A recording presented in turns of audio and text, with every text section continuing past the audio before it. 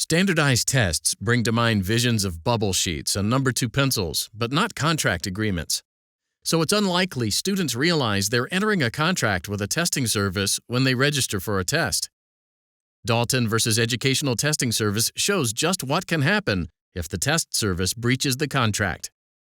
Educational Testing Service, or ETS, is a standardized testing company that administers the Scholastic Aptitude Test, or SAT.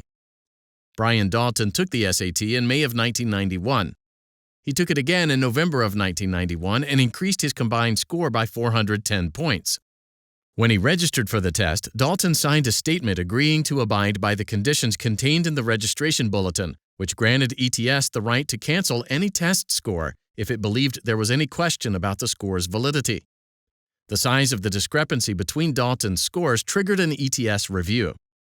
ETS compared the two answer sheets and concluded the handwriting didn't match.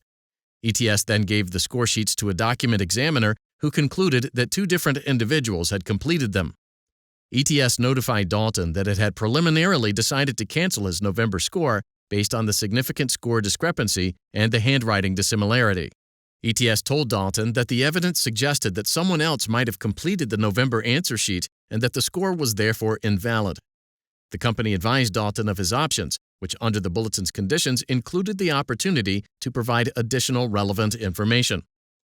Dalton submitted additional information to ETS, including witness statements confirming that he attended the November test. Dalton also submitted a statement from a different document examiner opining that Dalton had written both answer sheets.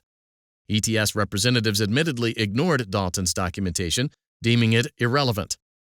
After ETS consulted another document examiner who supported the first examiner's conclusion, ETS still refused to validate the November score. Dalton's father sued ETS on Dalton's behalf to compel ETS to release Dalton's November test score immediately. The trial court ruled for Dalton, ordering ETS to release the score. The appellate court affirmed. ETS appealed to the New York Court of Appeals.